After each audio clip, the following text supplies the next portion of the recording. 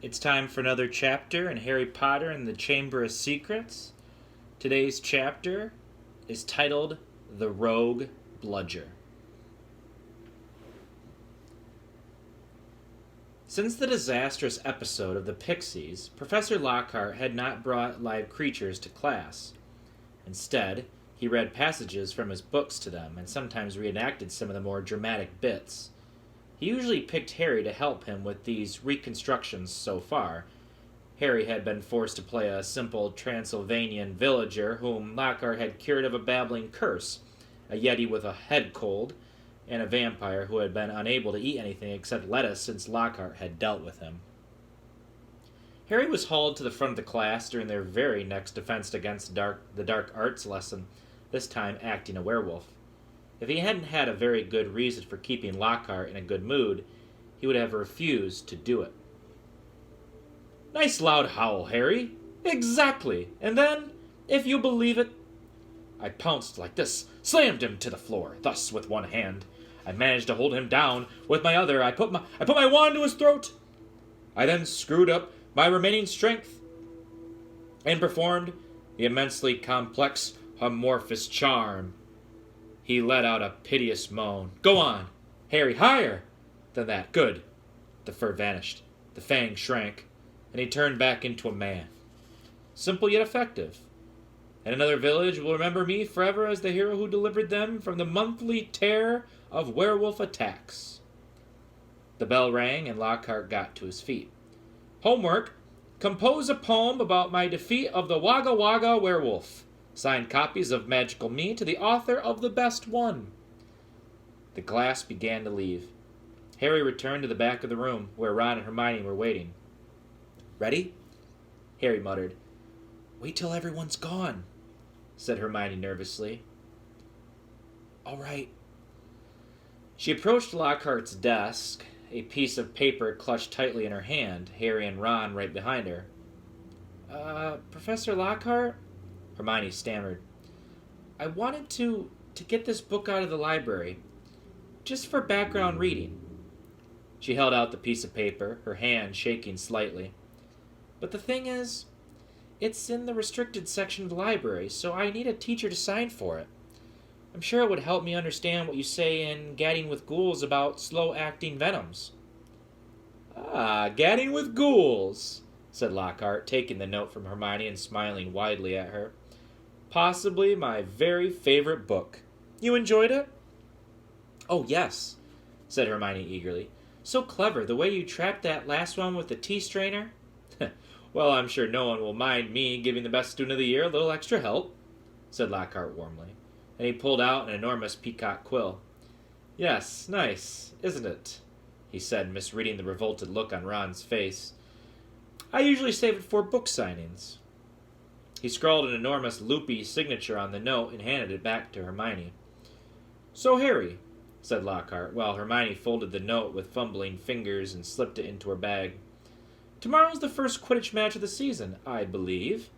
Gryffindor against Slytherin, is it not? I hear you're a useful player. I was a seeker, too. I was asked to try for the national squad, but preferred to dedicate my life to the eradication of the dark forces. Still, if ever you feel the need for a little private training, don't hesitate to ask. Always happy to pass on my expertise to less able players." Harry made an indistinct noise in his throat and then hurried off after Ron and Hermione. "I don't believe it," he said as the three of them examined the signature on the note. "He didn't even look at the book we wanted."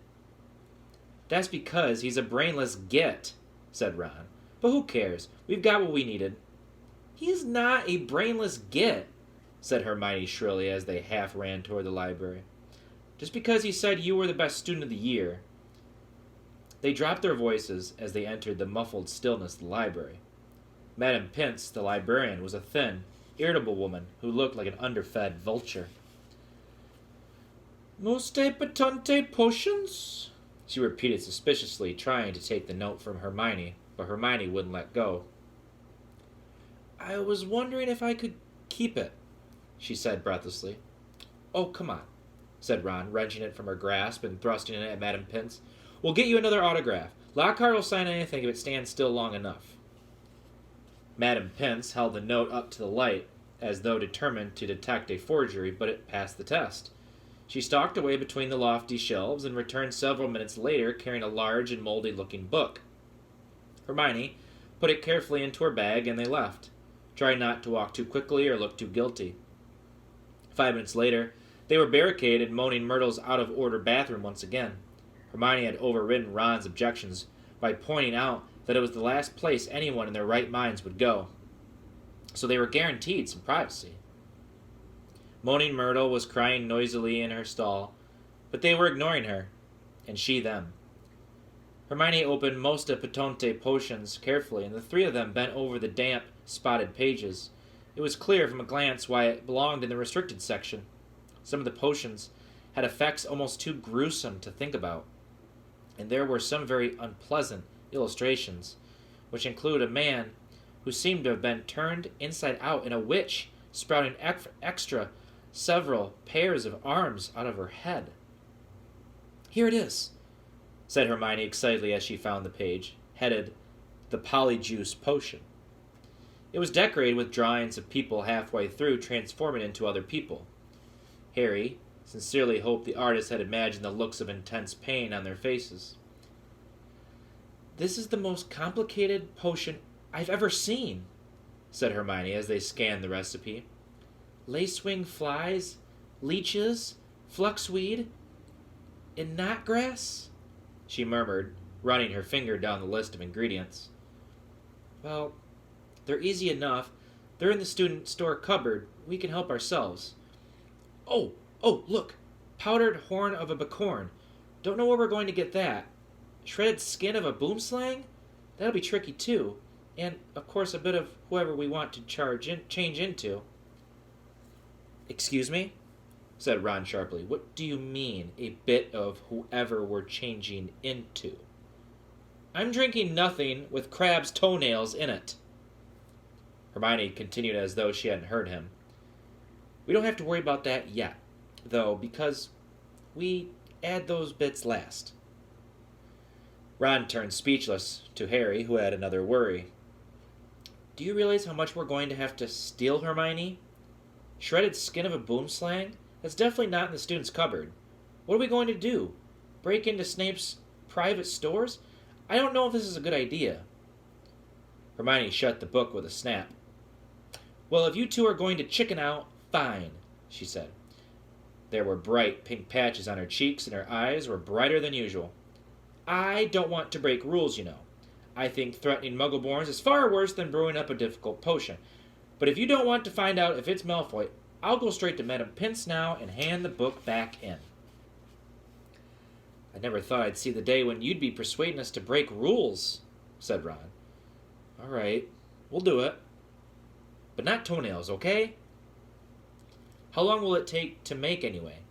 said Harry, as Hermione, looking happier, opened the book again.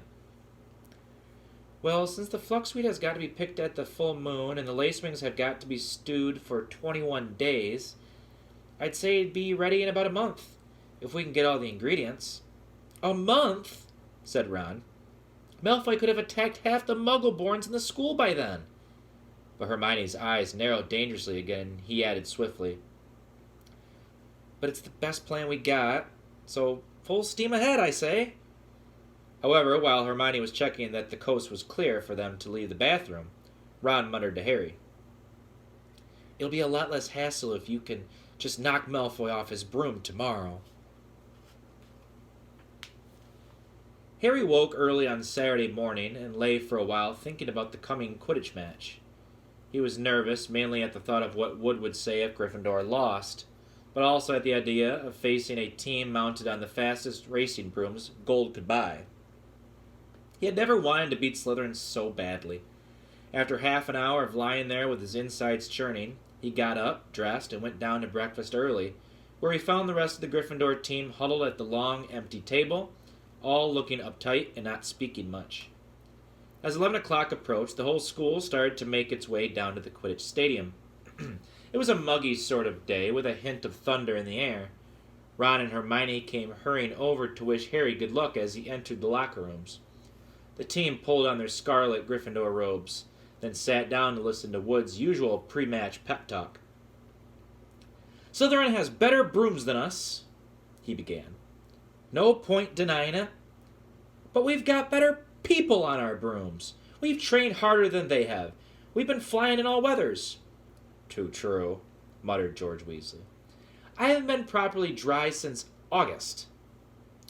"And we're going to make them rue the day they let that little bit of slime Malfoy buy his way onto their team."